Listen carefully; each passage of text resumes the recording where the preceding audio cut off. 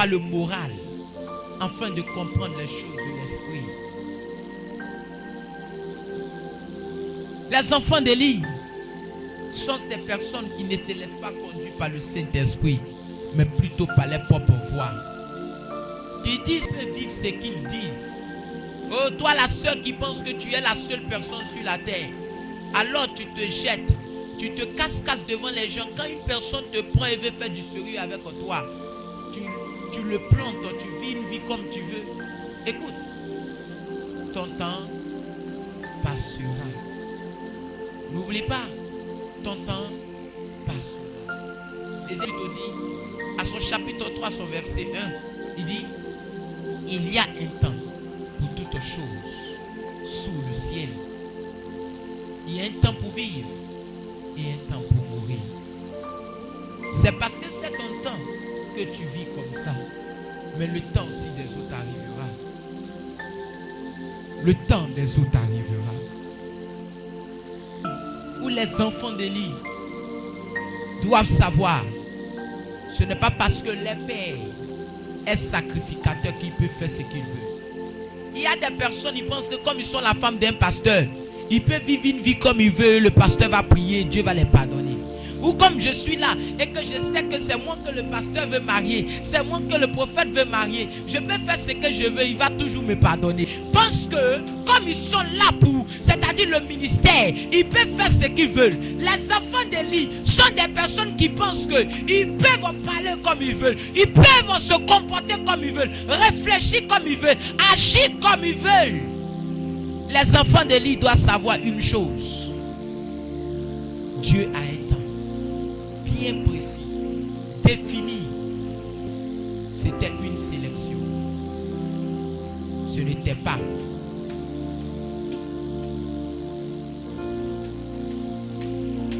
une chose qui t'a été accordée pour toujours. Il y a un temps pour cela. Ce que les enfants encore d'Élie doivent savoir, c'est que quand Dieu t'appelle, ne dis pas. Les enfants d'Élie doivent savoir que le Père qu'ils ont ne pourra rien faire le jour que Dieu s'élèvera pour frapper.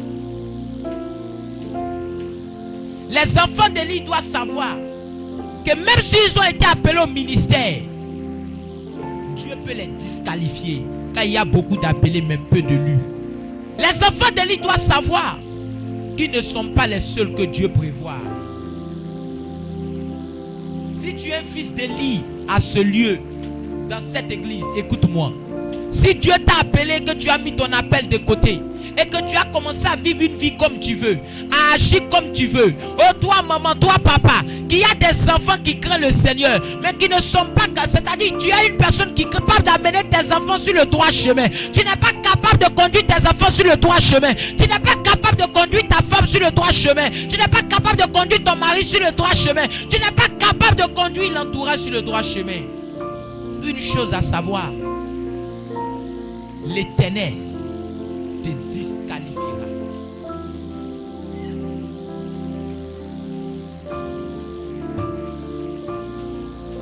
La Bible a dit que les fils d'Élie faisaient ça. Lorsque l'Éternel eut visité Anne, la Bible a dit, elle devient enceinte et elle enfanta 3 enfants et 2 filles.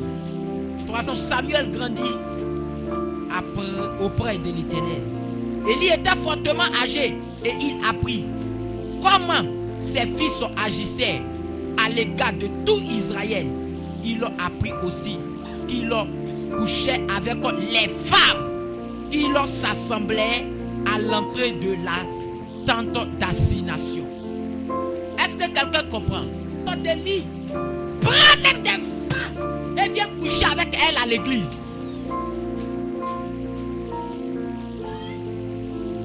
Les fils d'Élie utilisaient même les gens, les positions pour amener même des filles venir toucher ce qui était saint à l'Éternel. À confier même les offrandes son frère qui était dédié à Dieu, des choses qui sont saines, qui doivent normalement être dans des mains saines, à côté, mis à part pour la gloire de Dieu. Mais les fils d'Élie jouaient avec. Les fils d'Élie n'ont pas de limites. Ils peuvent prendre des vies à la chair. Ils peuvent prendre des personnes qui n'ont pas la crainte de Dieu. Venir toucher ce qui appartient à Dieu. Les fils d'Élie n'avaient pas de limites.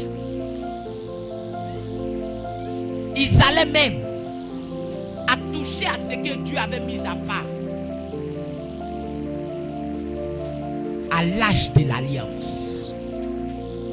Et ils venaient toucher ce que Dieu avait pris comme alliance entre lui et son peuple. Fils d'Élie, écoute-moi bien.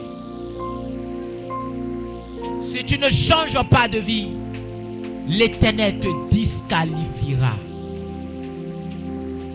Il est encore temps pour toi, fils d'Élie, de changer. De revoir ta marche. Il est encore temps pour toi de revoir ton comportement. Toi qui t'es donné un mandat, je vais faire tomber l'homme de Dieu qui couche avec les hommes de Dieu à gauche et à droite. Toi qui t'es donné un mandat, la Bible dit le scandale va venir, mais malheur par qui ça viendra. Ne sois pas la personne que le diable va utiliser pour faire tomber l'homme de Dieu. Ne sois pas la personne que le diable va utiliser pour dilapider ce qui appartient à Dieu. Ne sois pas la personne que le diable va utiliser pour détruire ce que Dieu a mis à part. On ne touche à ce qui est sain. On ne touche pas à ce qui est moins. On ne touche pas à ce qui est sain. On ne touche pas à ce qui est moins. Alléluia. La Bible dit, il leur dit, pourquoi faites-vous de car j'apprends de tout le peuple vos mauvaises actions? Non, mes enfants, ce que j'entends dire n'est pas bon. Vous faites pécher le peuple de l'Éternel. Si un homme pêche contre un homme de Dieu, un autre homme de Dieu le jugera.